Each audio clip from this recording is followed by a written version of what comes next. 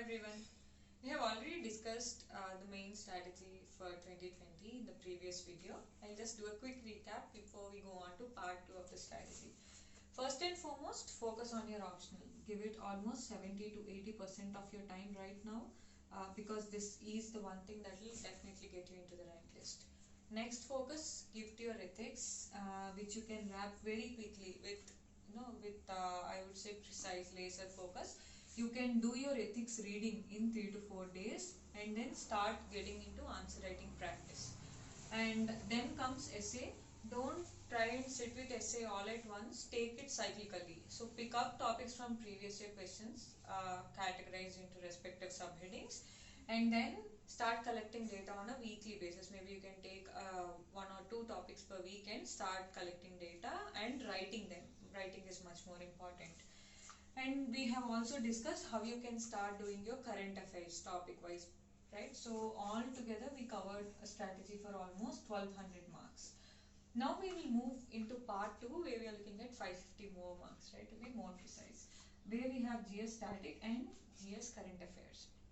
With respect to static, one thing I did during my preparation days is give lots and lots of time to world history, and I would also say some extent post-independence India, reading the big fat Bipin Chandra book.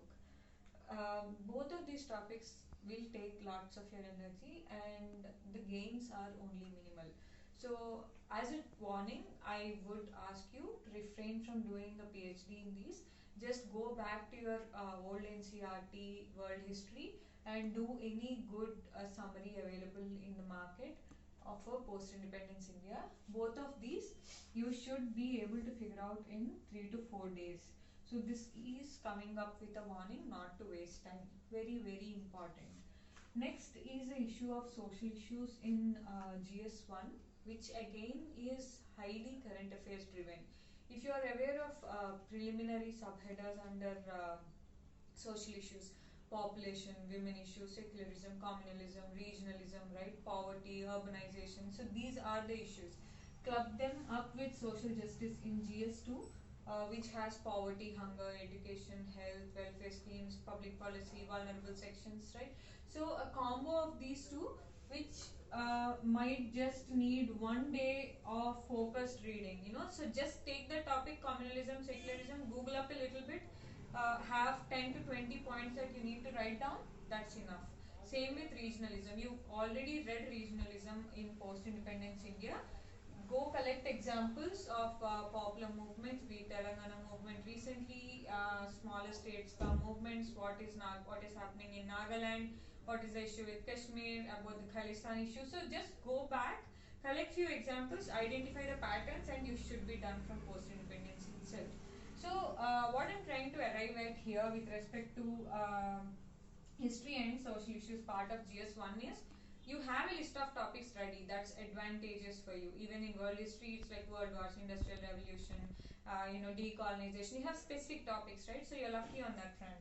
So go to those topics, Google up a little bit, collect 20 to 30 key points or subheadings that you need to bring, the dimensions that you need to bring into the answer, and that's enough.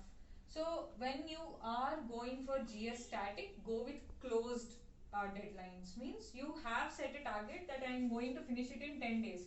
Do reverse engineering based on the priority of topics. So do not make it open-ended, otherwise it will take up a lot of your headspace and is totally worthless. Because most of the reading is already done for prelims. And another area is geography, which is beautiful and which you can easily finish with closed deadline of almost 2 to 3 days because you have finished reading geography for your prelims itself. Go back to those NCERTs, revise them, solve some previous year questions. I'll do some videos on how to write answers for each paper of GS. We are also doing a daily answer writing initiative which is free on our Telegram channel. So in that daily answer writing initiative, we are helping you how to break down a question, right? So learning how to break down a question and how to present it is enough for your answer writing practice. Along with that, write 1 or 2 questions on a daily basis. So that should take care of your GS1. Next, coming to GS2 and GS3, again we are very lucky. We have a neat list of topics given by UPSC itself in the syllabus. Go collect those topics, be it civil service in democracy or India's international various institutions that India is participating in, or statutory, regulatory, quasi-judicial bodies. Here you have inclusive growth, cropping patterns. So all these little topics that you are already given as part of a syllabus. So take those topics, Google up. If you don't have static content already, Google up. Or you can go for any institute's material which is already made. So take that material, read that material, and you're done for static. So don't do any PhD for main static. It's a clear warning, and it's like an alert, right? So be very cautious of the time you're spending on GS static. So each topic you need to collect for GS 1, 2, 3 जो भी topics है you're collecting almost 20 to 30 points worth content, maybe one page up, right? That's enough. So this content you can collect from Google or you can collect from any institute का readily available material. That should take care of your GS stats. Next part is GS current affairs. We've already discussed about current affairs in previous strategy video. Go current affairs in a topic wise manner. So while you can just set your schedule like this. For the next 1 week, I am going to finish social issues ka current affairs. So go back to your monthly magazines which you have read for prelims already, right? So take all the social issue sections in that monthly magazine and finish reading them. Next week you can maybe say polity. Next week you can say security and disaster management. So set yourself weekly schedule for current affairs and do them topic wise rather than going month wise. So it will all be coherent in your mind. That will definitely help you. That's point number 1. And point number 2. There may be additional list of current affairs that might be missing from your monthly magazine. It is okay. So for the first cycle, so you call this cycle 1.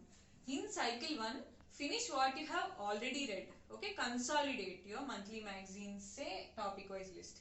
And in cycle 2, you can take the leverage of googling up a little bit or gathering those topic wise lists. Okay, so we will try to build a topic wise list here from our part, but I would also encourage you to do that, but after you finish cycle 1. So you can collect what are the issues in current affairs. So there might be issue on fertility rate, on reverse migration, right, on migration from north to south. So there are some specific issues which are coming up in news that you are scared that your monthly magazine may miss. Do it after you finish cycle 1. Reading all current affairs topic wise once. After you do that, add upon to that, because you might be just missing 10 to 20% topics, not more than that. So for that, spending a lot of time on collecting information all by your own, very less cost to benefit ratio. So this is how you can approach current affairs and your GS static. How are we helping you there? We've drawn down a schedule called Daily Answer Writing Initiative, which is free on our C2S channel.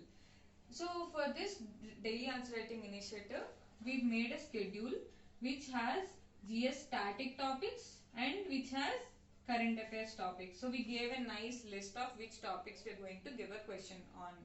So you can even use this schedule to finish off reading your GS static and current affairs, because we will basically give questions from those respective topics and tell you how to break down. So that's how we can help on our part, but I think most of the work has to be on your side. And if you have any further queries on how to go about your main strategy, feel free to ping on our Telegram group or just drop us an email. We'll try to respond as much as we can. So reiterating once again, first 5 weeks, leave lots of time for your optional. Just consolidate entire optional notes. Have your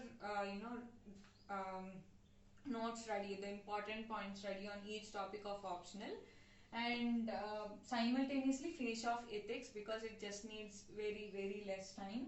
Finish off ethics with a closed deadline.